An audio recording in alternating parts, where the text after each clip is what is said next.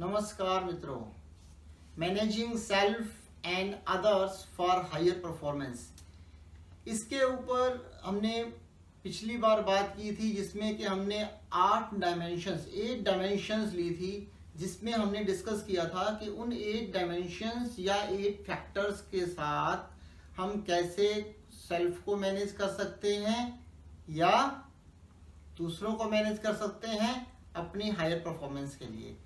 तो सबसे पहले मैनेजिंग सेल्फ में आता है self discipline, self understanding, self awareness, और इसके फाइनली आती है बात taking your on ownership and ready for the consequences of that ownership. अब हम बात करें अगर सेल्फ मैनेजमेंट के ऊपर, तो सेल्फ मैनेजमेंट में सबसे पहले बात आती है हेल्थ की। बचपन से हमारे को सिखाया गया है कि अगर सेहत अच्छी है तो सब कुछ है, और सेहत अच्छी करने के लिए हमें क्या करना पड़ता है? अच्छी डाइट लें, योगा करें, मेडिटेशन करें और अच्छी नींद लें। अच्छी नींद उतनी ही जरूरी है जितनी अच्छी डाइट जरूरी है। अब अच्छी नींद लेने के लिए क्या करना पड़ेगा? हमें समय से खाना खाना पड़ेगा, समय से सारे काम करने पड़ेंगे, और 6 से 8 घंटे की जब हम नींद लेंगे तो हम अपने आप को मैनेज कर लेंगे, क्योंकि हमारी जब सेहत अच्छी है, हमारी हेल्थ अच्छी है, तो हम स्वयं को मैनेज कर सकते हैं। अब दूसरी बात आती है थॉट्स की। थॉट्स के लिए कहते हैं कि जैसे हमारे विचार होते हैं वैसे ही हम बन जाते हैं। अगर हम पॉजिटिव सोचते हैं तो हम पॉजिटिव बन जाते हैं, और अगर हम नेगेटिव सोचते हैं तो नेगेटिव बन जाते हैं। हमारे विचारों का हमारे ऊपर बहुत ज़्यादा असर होता है। अब प्रोफेशनल लाइफ में भी और पर्सनल लाइफ में भी, अगर हम प्रोफेशनल लाइफ में अपने विचार शुद्ध नहीं रखते तो हमारा काम सही नहीं होता, क्योंकि हम अपने विचारों में उलझे रह जाते हैं और सोचते नहीं हैं कि क्या करना है। उसी विचारों के दायरे में रह के हम बहुत सारा समय गंवा देते हैं। अब आगे बात करें इमोशंस की। इमोशंस के ऊपर बात आती है कि हम अपनी इमोशंस को भी कंट्रोल में रखें और दूसरों की इमोशंस को भी समझें। जब हम अपनी इमोशंस को कंट्रोल में रखते हैं, प्रोफेशन के साथ अपनी इमोशंस को डाल देते हैं, तो सक्सेस पक्की हो जाती है। और जब दूसरों की इमोशंस को हम समझते हैं तो उसमें हम दूसरों की विचारधारा को वैल्यू देते हैं। रिलेशनशिप में हमें बहुत फेयर रहना पड़ता है, चाहे वो रिलेशनशिप हमारे कस्टमर्स के साथ हो या हमारे बॉसेस के साथ हो, हमारे सबऑर्डिनेट्स के साथ हो या हमारे सगे संबंधियों के साथ हो। पर्सनल लाइफ में रिलेशनशिप जितना मायने रखता है उतना प्रोफेशनल लाइफ में भी रखता है। अगर हम अपने सबऑर्डिनेट्स के साथ अच्छे रिलेशन नहीं रखते तो परफेक्ट है कि वो कभी हमारे को प्रॉपर डाटा टाइम से नहीं देंगे। अगर हमारे रिलेशंस हमारे बॉस के साथ अच्छे नहीं हैं तो आप कितनी भी परफॉर्मेंस अच्छी दिखा लो, कभी भी आपको अप्रिसिएशन नहीं मिल सकता।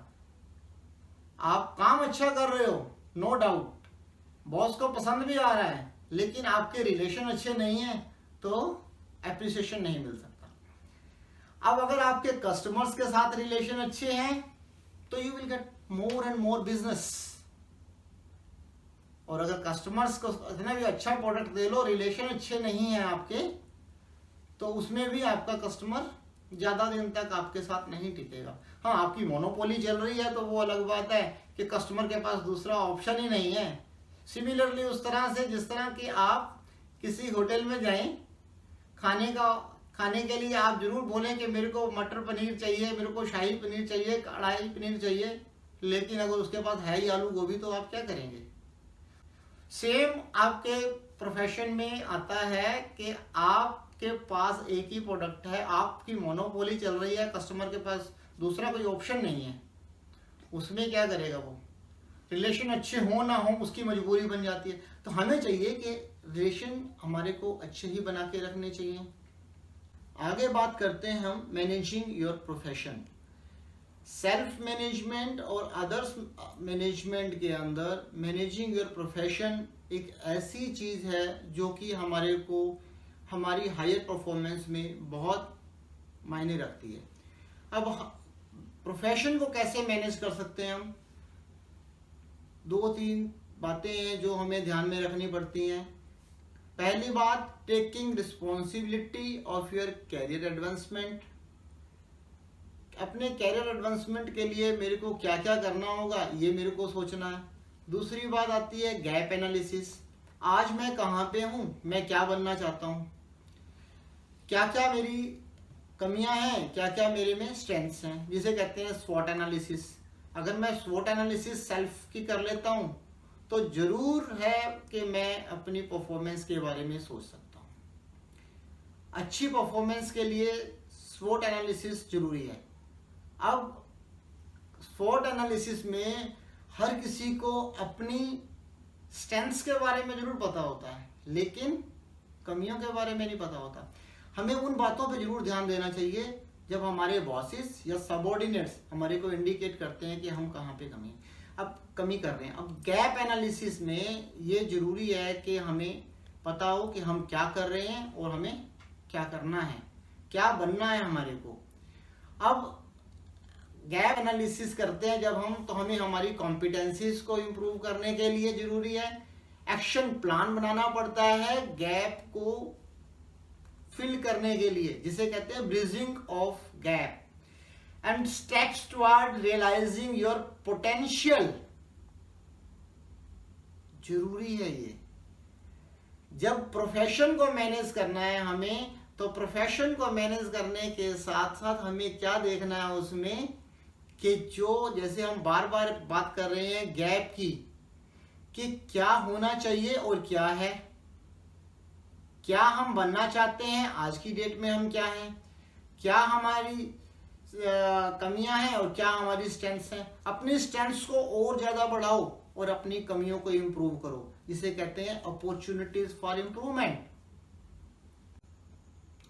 दोस्तों, जब हम बात कर रहे हैं managing self and others for higher performance, तो उसकी 8 डायमेंशंस या 8 फैक्टर्स जिसके बारे में हम बात कर रहे हैं आज, उसमें एक फैक्टर है टाइम मैनेजमेंट। और वो टाइम मैनेजमेंट बहुत जरूरी है बाकी की सारी चीजों को, सारे फैक्टर्स को कंट्रोल करने के लिए। अब टाइम मैनेजमेंट कैसे करना है, इसके लिए आप हमारा डिटेल्ड वीडियो देखिए, इसमें हमने टाइम मैनेजमेंट के बारे में विस्तार से बात की है। लेकिन शॉर्ट में अगर हम बात करें तो टाइम मैनेजमेंट होता क्या है, हमारे को दिए गए समय में काम को पूरा करना। अब वो दिए गए समय में जो है काम को पूरा कैसे करेंगे हम, जब हम काम की इंपॉर्टेंस को जानेंगे या उसकी अर्जेंसी को जानेंगे। हमारे पास बहुत सारे काम होते हैं, उसको हम अगर इम्पोर्टेंट, अर्जेंट और important and urgent both, neither important nor urgent, जब हम इन 4 क्वाड्रेंट्स में उनको बांट लेते हैं तो हम टाइम को मैनेज कर सकते हैं। जब टाइम को मैनेज कर लेंगे तो हम खुद को भी मैनेज कर लेंगे, दूसरों को भी मैनेज कर लेंगे। अब शॉर्ट में बात करते हैं इसकी इंपॉर्टेंस की, टाइम मैनेजमेंट की, तो उसमें आता है better ways of utilising time. Time को बेटर वेज में कैसे यूटिलाइज कर सकते हैं, जब हम ये जाने कि टाइम को हम इन्वेस्ट कर रहे हैं या टाइम को वेस्ट कर रहे हैं। टाइम को इन्वेस्ट करने के क्या क्या फैक्टर्स हैं, thinking, planning, reading and relaxing. Thinking means which leads to improved ideas, and planning important for effectiveness. Reading keeps you updated, and relaxing means reduces your stress. अब जब हम स्ट्रेस की बात करते हैं तो स्ट्रेस के अंदर क्या आता है, 2 चीजें। स्ट्रेस जो एक एक्सटर्नल होती है, एक इंटरनल होती है।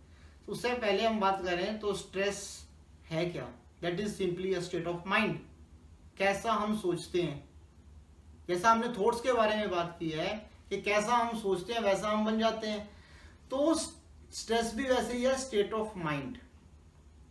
स्ट्रेसेस होती हैं जो दूसरे भी हमारे को दे देते हैं और हमारी सेल्फ ही क्रिएटेड भी हो जाती हैं।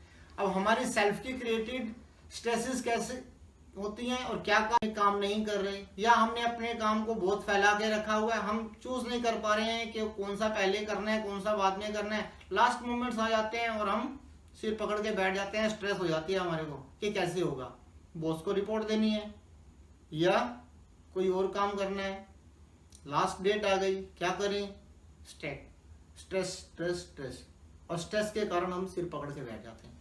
अब स्ट्रेस दूसरों द्वारा दी गई, काम बहुत सारा दे दिया और टाइम बहुत कम दे दिया, या ये हो गया कि हमारे बारे में बॉसेस को गलत इंफॉर्मेशन दे देना या कस्टमर्स को गलत इंफॉर्मेशन दे देना, जिसके कारण कस्टमर या बॉस हमारे पे रिवर्ट होता है और जिसका कि हमारे पूरे दिमाग पे असर पड़ता है। एक स्ट्रेस हो गई हमारे लिए ये। अब स्ट्रेस को अगर हम दूर करना चाहें तो उसके लिए हमें छोटे छोटे आइडियाज को या छोटी छोटी बातों को ध्यान में रखना है। क्या है कि count the blessings. Count the blessings का मतलब ये हो गया कि जो हमें नहीं मिला हम उसके बारे में क्यों सोचें, जो हमें मिल गया क्यों ना उसके बारे में कहें थैंक्स टू द गॉड कि आपने मेरे को ये दिया। अब हम देखिए अगर तो कई बार क्या होता है कि हम किसी एक्सीडेंट से बच जाते हैं और हम सोचते हैं ओह ऐसा हो सकता था, हम ये कहते हैं ओह गॉड मैं बच गया, तो वो हमारी स्ट्रेस रिलीव हो गई। दूसरी बात, अगर हम अपने काम के लिए सोचें okay I could not achieve that, great stress, ओहो at least I have achieved that, तो हमारी स्ट्रेस रिलीव हो गई। जब हम पॉजिटिव सोचते हैं तो स्ट्रेसेस भी कम हो जाती हैं। अब स्ट्रेसेस कम करने के लिए जरूरी है कि हम चेंज को अडॉप्ट करें। अब चेंज मैनेजमेंट जिसे हम कहते हैं कि जब हम चेंज मैनेजमेंट के ऊपर आते हैं तो उसमें क्या होता है, बहुत सारे लोग चेंजेस को रेजिस्ट करते हैं, रेजिस्टेंस टू चेंज। लेकिन अगर आप बहुत सारे सराउंडिंग्स में वर्ल्ड वाइड अगर आप एग्जांपल देखें तो जिन कंपनीज ने, जिन लोगों ने चेंज को अडॉप्ट नहीं किया वो सारे मार्केट से बाहर हो गए। मैं यहाँ पे नाम नहीं लेना चाहूंगा कौन सी कंपनीज हैं, कौन लोग हैं जिन्होंने चेंज को एक्सेप्ट नहीं किया, लेकिन जिन्होंने चेंज को एक्सेप्ट नहीं किया वो बाहर हो गए। आपके डेली लाइफ में भी ये जरूरी है। क्यों? क्योंकि जब हम कहते हैं कि चेंज जो है, परिवर्तन जो है वो प्रकृति का नियम है, इसी तरह प्रोफेशन में भी चेंज होता है, सिस्टम्स अपग्रेड होते हैं। जो लोग उस अपग्रेडेड सिस्टम को अपनाते नहीं है वो मार्केट से बाहर हो जाते हैं। अब चेंज ना होने के कारण क्या होता है कि क्या क्या है कि जैसे हम अपने दिए गए एरिया में ही रहना चाहते हैं। क्यों? हमें बड़ा कंफर्ट होता है, कंफर्ट जोन में रहना पसंद होता है कि जितना कर रहे हैं उतना ही बहुत है, इससे ज्यादा क्यों करना, क्या मिलना है। बात करते हैं हायर परफॉर्मेंस की और हम कहते हैं कि नहीं हम तो इसी दायरे में काम करेंगे। नहीं दोस्तों, हमें चेंज को अपनाना है। चेंज क्या क्या हो रहे हैं, चेंज के फायदे क्या हैं, चेंज के नुकसान क्या हैं, उसका एनालिसिस भी हमारे को करना है। और चेंज ना एक्सेप्ट करने का एक बहुत बड़ा कारण होता है कि हमारे में कॉन्फिडेंस नहीं होता। कॉन्फिडेंस होना बहुत जरूरी है। जब हमारे में कॉन्फिडेंस होता है तो हम चेंज को भी एक्सेप्ट करते हैं और हम विनर्स भी होते हैं। विनर वर्सेस लूजर की कहानी अगर आप पढ़ोगे तो लूजर्स वो होते हैं जिनमें कॉन्फिडेंस की कमी होती है और विनर्स वो होते हैं जिनमें कॉन्फिडेंस होता है, जो चेंज को एक्सेप्ट करते हैं। तो ये वो सारे फैक्टर्स हैं जिनके ऊपर अगर हम काम करते हैं और हम सोचते हैं, विचारते हैं और इनको अपनी लाइफ में अडॉप्ट कर लेते हैं तो डेफिनेटली हमारी हायर परफॉर्मेंस पक्की है। तो दोबारा से अगर हम बात करें तो ये कौन कौन से फैक्टर्स हैं जो हमें, जैसे सबसे पहले आता है हमारी health, thoughts, emotions, relationship, time, stress management and change management. And finally बात करते हैं 5 good habits related to self management. Be proactive helps you to be in charge. जब आप प्रोएक्टिव होते हैं तो आपको मालूम है आपको क्या करना है। Begin with the and in mind, मेरा गोल क्या है, कहां पहुंचना है मेरे को। अब गोल जब मालूम होता है तो हमारी परफॉर्मेंस या हमारा तरीका, हमारी स्ट्रेटेजी उसी हिसाब से बनती है। Put first things first, time management में भी हम ये कहते हैं अर्जेंट इंपॉर्टेंट। तो put first things first for higher performance. Then cooperation, relationship, emotions सब कोऑपरेशन में आता है। जब हम सबको कोऑपरेट करके चलते हैं और टाइम को भी मैनेज करके चलते हैं तो डेफिनेटली ये बहुत बढ़िया रहेगा हमारे लिए। एंड शार्पन योर सॉ, आपने सुना होगा अब्राहम लिंकन के बारे में, तो वो उनका कहना ये था कि अगर मेरे को कोई पेड़ काटने के लिए बोले और मेरे को 3 घंटे दे तो उसमें से मैं 2.5 घंटे जो है अपनी कुल्हाड़ी को तेज करने में लगाऊंगा। तो उससे क्या होगा, जब मेरी कुल्हाड़ी तेज होगी तो मैं पेड़ को जल्दी से काट दूंगा। सिमिलरली जब हमने बात की थी अपने मैनेजमेंट के ऊपर कंप्लीट कि हमारी स्वॉट एनालिसिस के ऊपर, जब हम अपने स्ट्रेंथ्स और वीकनेसेस को जानेंगे और वीकनेसेस के ऊपर काम करेंगे और स्ट्रेंथ्स को इंप्रूव करेंगे तो डेफिनेटली हम हायर परफॉर्मेंस की तरफ जाएंगे। तो फ्रेंड्स ये सारी चीजें हैं जिसके ऊपर अगर हम ध्यान दें तो डेफिनेटली हम लूजर्स नहीं, हम विनर्स होंगे और हमारी परफॉर्मेंस पक्की है। दोस्तों जब हम बात कर रहे हैं managing self and others for higher performance तो हमारी पृथ्वी भी आती है उसमें। हमें पृथ्वी की परफॉर्मेंस के बारे में भी सोचना चाहिए। आज हम पृथ्वी को नाश करने पे तुले हुए हैं, पेड़ काट रहे हैं, नदियों को गंदा कर रहे हैं, वातावरण को गंदा कर रहे हैं। तो हमारी ये नैतिक जिम्मेवारी बनती है कि हम ज्यादा से ज्यादा पेड़ लगाएं, नदियों को साफ रखें और वातावरण को शुद्ध रखें। धन्यवाद।